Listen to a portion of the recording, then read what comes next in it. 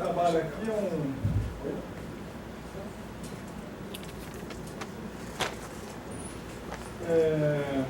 foi um estudo, né, não está completo ainda, um trabalho em progresso.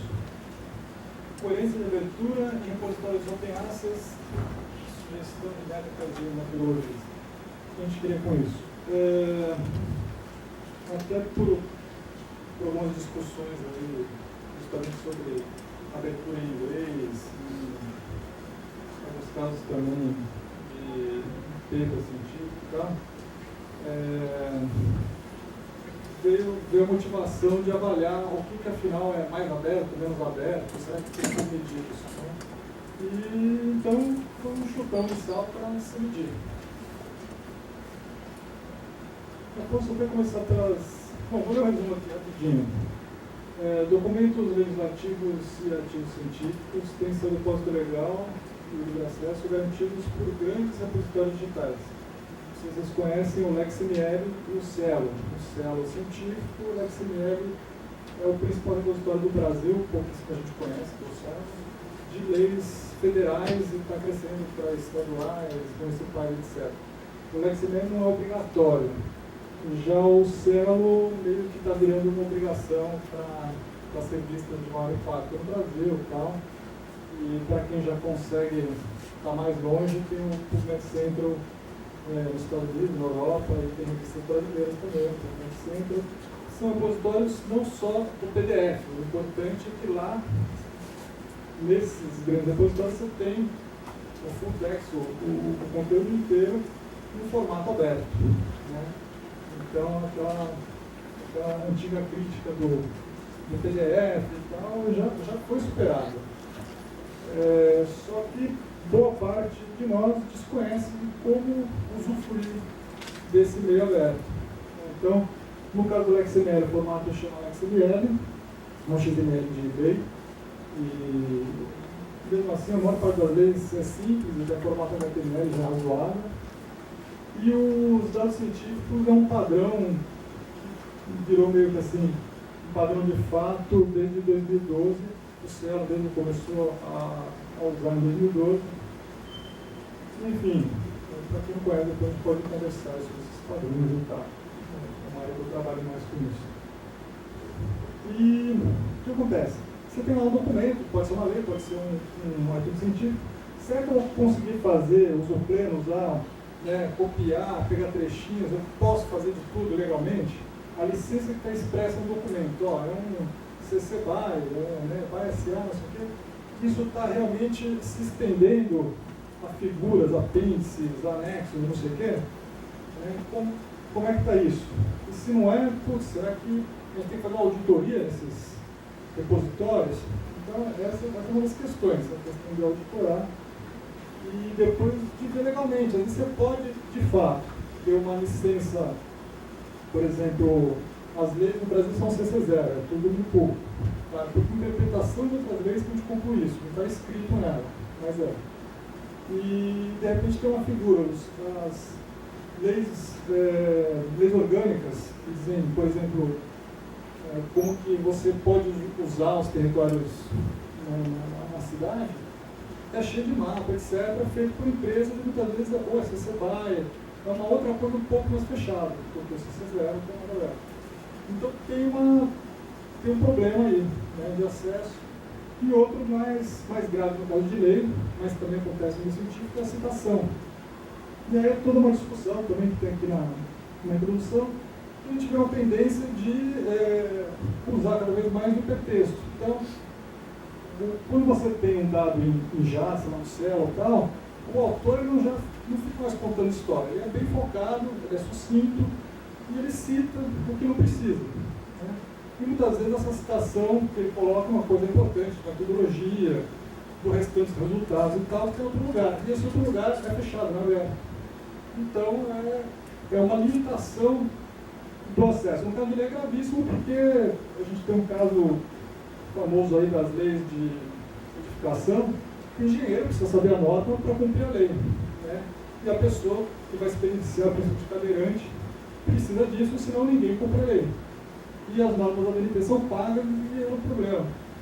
Então a BNT foi processada e foi obrigada a abrir por ser uma norma citada pela lei. Então, a ideia de coerência de abertura é isso, é ser essas dependências do documento, né, os anexos, as figuras e tal, ou seja, dependências internas, e as citações são externas, serem coerentes com a licença que está especificada no documento. Então, eu fiz um estudo aproveitando que estudo do HTML, fazer uma estatística desse o que acontece.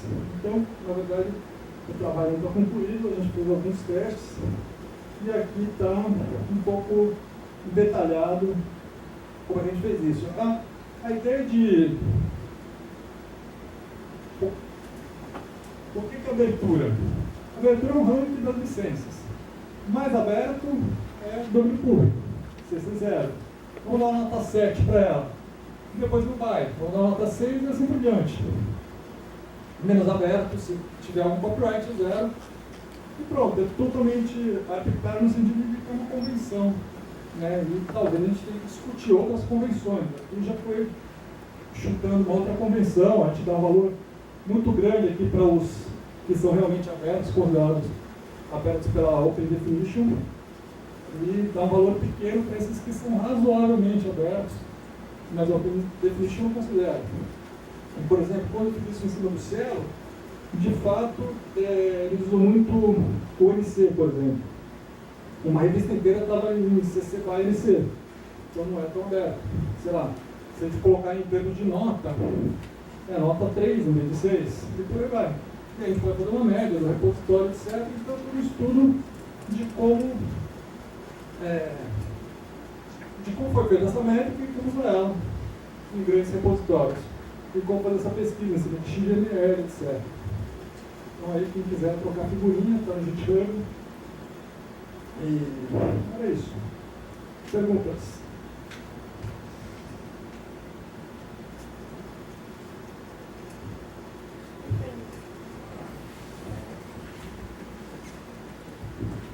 Tenho mais um comentário em relação ao Cielo. Eu acho que não tem tanto a ver com essa. Se você estudou mais os formatos, como que é estruturado, organizado a informação, a questão das licenças. Pensando no Cielo, o Cielo é uma das. Eu identifico mais como um indexador de periódicos do que talvez como um repositório. E eu também sei que conceito, se existe um conceito muito fechado do que é um repositório. Mas o Cielo, ele é uma um modelo, não só para o Brasil, mas para a América Latina e para o mundo, de uma política de acesso aberto que deu muito certo para periódico científico, né? Principalmente porque, além de ser aberto, o Cielo virou um selo de qualidade em termos de publicação científica, né? Até porque tem uns critérios bastante rígidos e bastante sérios de seleção dos periódicos que vão fazer parte da base. E aí é justamente aí nesse ponto que, no meu entender, pensando toda essa discussão sobre acesso aberto, sobre movimento, sobre ciência aberta, o Cielo está endurecendo muito as regras para as revistas fazerem parte da base. E isso, enfim, eu não sei como, eu acho que ainda não se tem desconforto em torno disso, mas ainda eu acho que não está se discutindo muito a fundo isso, porque as revistas, para fazerem parte da base, elas têm que cumprir uma série de critérios que, às vezes, as revistas brasileiras elas não têm condições econômicas e recursos humanos para fazer parte. E aí tem aquela questão, até que ponto isso está de acordo com o movimento Open Access. Além disso, o Cielo fechou um acordo com a Thomson, que é a dona do fator de impacto da Web of Science, para criar uma base de dados exclusiva para o Cielo, que é o Cielo Citation Index. E assim, isso dá uma visibilidade muito grande para a ciência brasileira, dos periódicos brasileiros. Só que, ao mesmo tempo, a Thomson, o próprio fator de impacto, é um dos principais instrumentos que falam contra o acesso aberto. Tem um impacto negativo muito grande em termos de definir o que é qualidade, o que é impacto científico. Então, eu acho que essa é uma questão que precisa ser discutido mais observação. Acho que a gente pode comentar aí depois, que vai continuar do seu. Mais perguntas?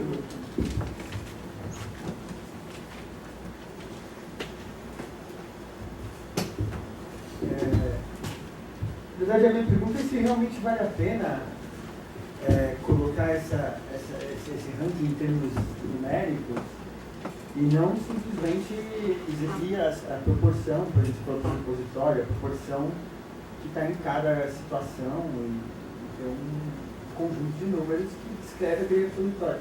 Não sei se vale a pena fazer um ranking a priori, assim, não sei. Talvez faça sentido em algum contexto, dependendo muito do contexto. Dependendo de que pergunta você quer responder. Se quer, eu quero o ranking dos que tem maior número de coisas coerentemente abertas. Ou eu quero o ranking dos que tem coisas abertas, fortemente abertas. E aí vai depender da pergunta que você quer fazer. Né? Eu acho que é mais útil, talvez que nem, de certa forma, você fez isso, apresentou mais de uma possibilidade de ranking. Né? Mas enfatizar mais o fato de que você pode criar uma descrição e você está criando novas categorias para entender a abertura em termos dessas dependências, né? Sabe, pelo que eu entendi, você pode falar, esse artigo científico é legal, mas ele cita muitos artigos fechados.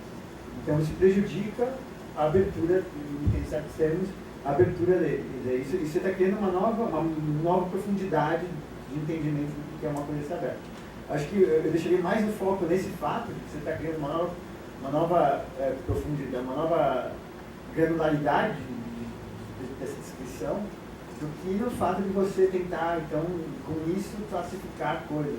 Essa classificação vai depender da finalidade que você está. Né? A nota vai depender de... É como se fosse um produto, né? Quer dizer, você tem essas categorias onde vocês vão cair, e aí, dependendo da sua aplicação, você vai ter pesos diferentes para esse produto, mas a gente pode ficar dias discutindo aqui e não vai surgir um ranking melhor do que outro. O ranking melhor depende do que você quer fazer.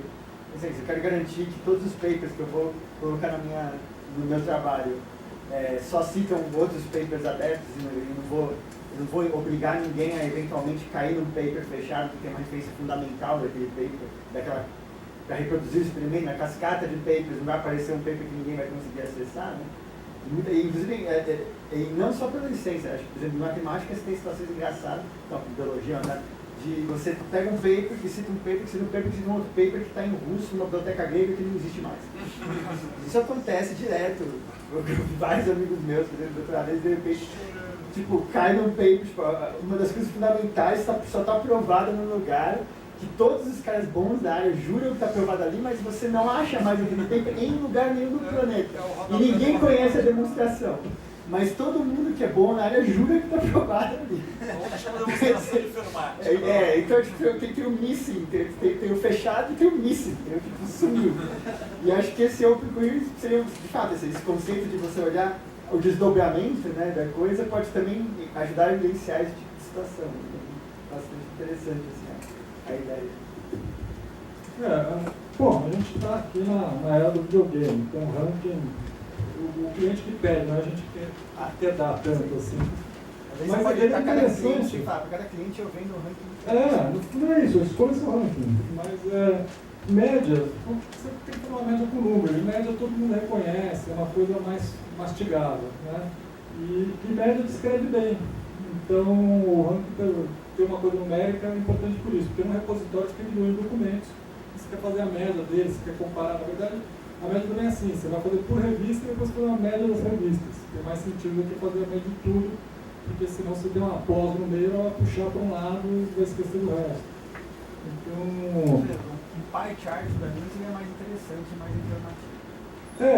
O polinomio do SQL, Postgres, tá? Então na verdade as queries que você pode fazer são milhares, é bem tranquilo.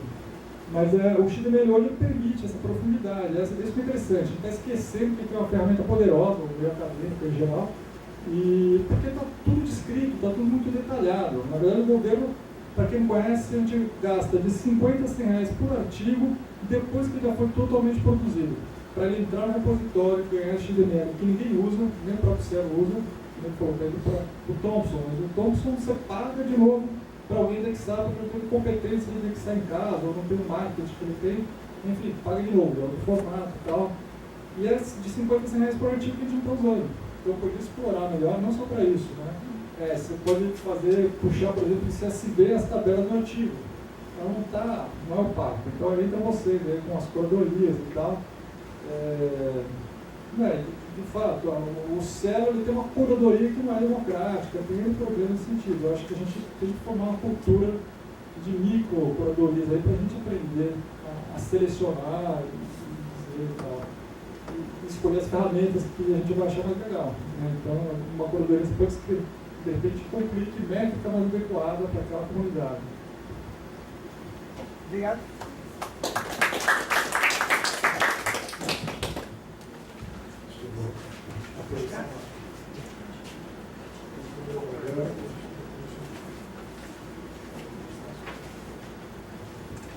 Meu nome é Paulo, acho que as pessoas eu já me apresentei. Eu sou bibliotecário, meu mestrado é Ciência da Informação e eu trabalho com pesquisa jornalística.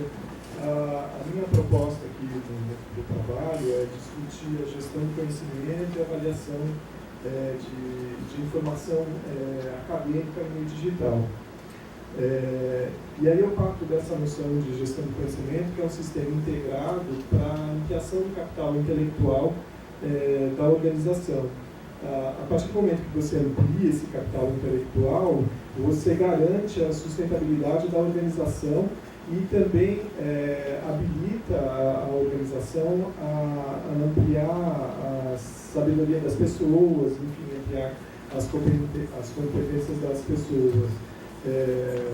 Eu não faço assim, isolamento de informação, tipo dado, informação e conhecimento. Eu trato o conhecimento como, de uma forma geral, incluindo esses elementos, mas faço uma divisão que é do conhecimento explícito, né, aquele que é registrado, então ele está na forma de diversos recursos, enfim, livros, vídeos, e o conhecimento tácito, que é aquele que é baseado em processos cognitivos, então é a sua experiência, a observação, o talento que você tem, enfim, são questões cognitivas do indivíduo.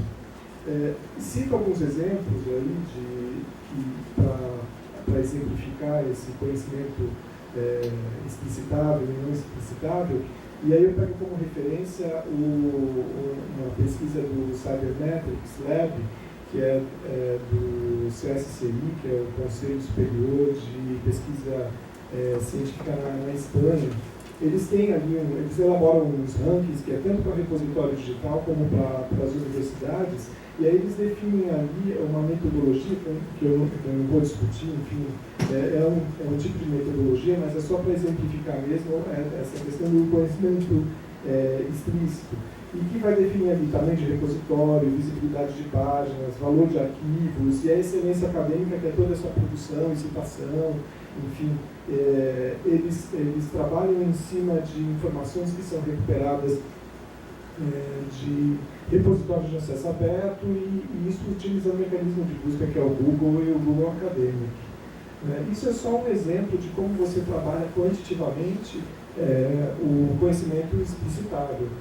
Mas para você pensar na outra questão, que é do conhecimento tácito, que é aquele que está baseado na observação, na criatividade, enfim, você tem que levar em consideração outros elementos, que é a qualidade informacional, que a Clara citou muito, eu acho que na apresentação dela, que é quando vai falar de objetividade, acurácia, credibilidade da autoria, enfim, a representação dos dados, se ela é confiável ou não, enfim, são uma série de elementos que se incorporam a esse tipo de avaliação, mas que dão referências para o conhecimento tácito. a partir daí você também tem que pensar algumas questões, e aí você começa a definir melhor essa questão do conhecimento tácito, que assim, a disponibilidade desse tipo de informação, ela é acessada por quem de direito? Enfim, a atualidade, a informação atualizada com uma frequência muito grande, e a existência dela, ela está em que mentes, em que locais virtuais e físicos esse tipo de informação. Pensar em resposta para essas questões vai te levar a uma série de interpretações de paradigmas que o Abdu estava comentando ontem, e que mostra assim, uma mudança do tradicional para esse contexto atual, que vai do objeto, né, pensando em elementos de repositórios digitais, você vai considerar lá o objeto, por exemplo, o livro, que tem uma fragmentação e foi para documento, e que agora é baseado em ideia, e o conhecimento ele era sagrado, e agora ele é informal, e aberto, e plural. A memória ela passa de persistente para volátil. Os agentes que, enfim, inicialmente, tradicionalmente, eram autor e bibliotecário, passam para a comunidade em uma ação colaborativa. A disseminação, que de lenta passa para instantânea, em rede. E o papel do acervo, né, que passa de passivo para interativo e conectividade. São questões que você pensa para o repositório. O Átila deu um exemplo interessante, que é dos alunos dele que criaram lá o vídeo, né, e que parou no YouTube. O que passou pela cabeça naquele momento é por que ele não foi parar no repositório da universidade, assim. E aí você começa a pensar em um elemento, né, para se analisar, que é de conectividade informativa. Assim, ela não acontece só por conta de associações de palavras, ela acontece por associações de recursos também. Assim, claro, ele podia simplesmente colocar um link no repositório acadêmico para você recuperar esse tipo de informação, que foi feita dentro da universidade, mas que está sendo exposta fora dela.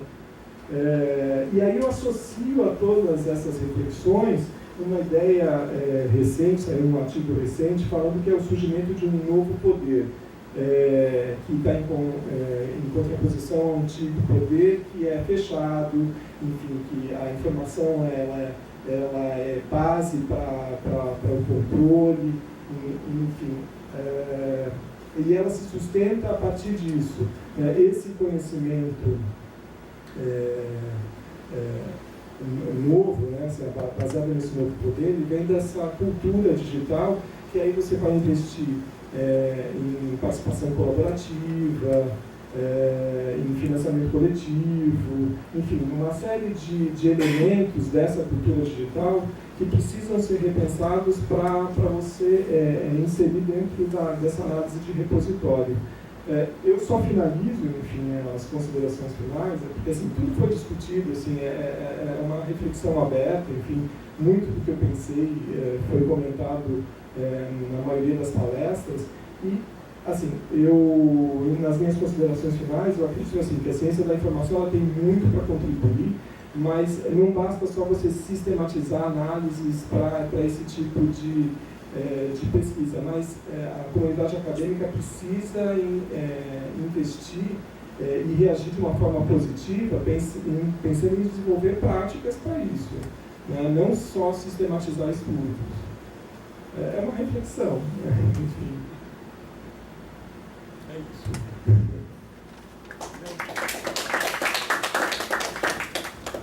Perguntas? Discussões?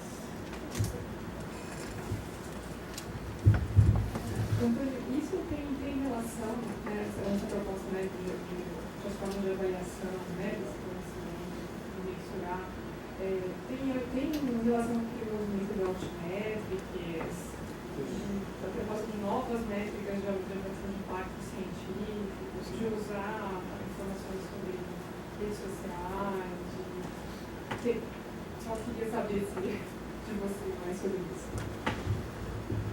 Sim, eu acho que eu resumi muito, assim, no texto eu trabalho, enfim, essa abordagem, que é já que você está trabalhando com uma cultura digital, você também tem que pensar nas redes digitais de conhecimento acadêmico.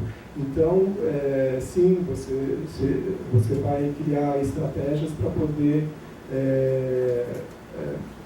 trabalhar a gestão desse conhecimento, e aí pensando em mecanismos diferentes, que são as métricas alternativas. Pensando em questões que vão estar muito mais próximas do conhecimento tácito, que é aquele da observação, da criatividade, enfim, da percepção individual de cada um, do que do conhecimento explícito, que é aquele baseado nos documentos físicos ou digitais, enfim. A apresentação do Caio, assim, ele me dá, e do Bruno, ele me dá uma dimensão assim de uma proposta de um novo documento, assim, que tem muita relação com o contexto atual, que é esse documento que trabalha com hipermídia, hipertexto, enfim.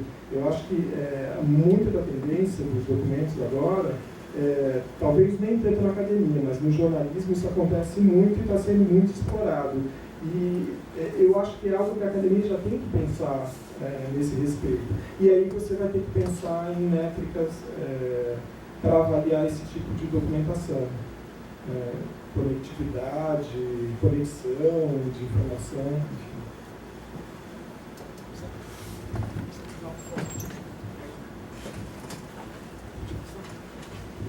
Opa! Uma coisa que eu não comentei, mas acho que do jeito que você para com isso. O documento virou um negócio complexo, nebuloso, né? Então, a relação parte toda, acho que é a grande questão, quando você fala de hipertexto.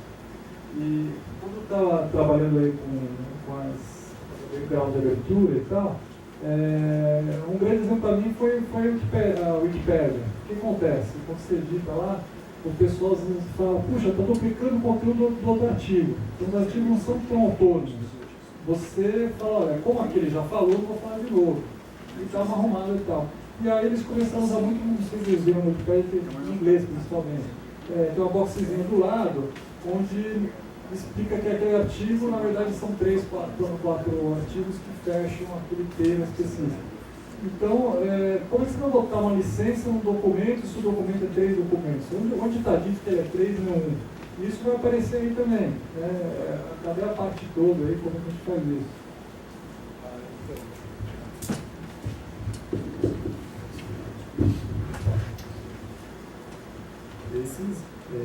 Esse artigo que eu comentei, que é da Harvard Business Review, ele trabalha com uma ideia de negócios, mas assim, de organizações, e é interessante porque ele fala uma questão que é da copropriedade.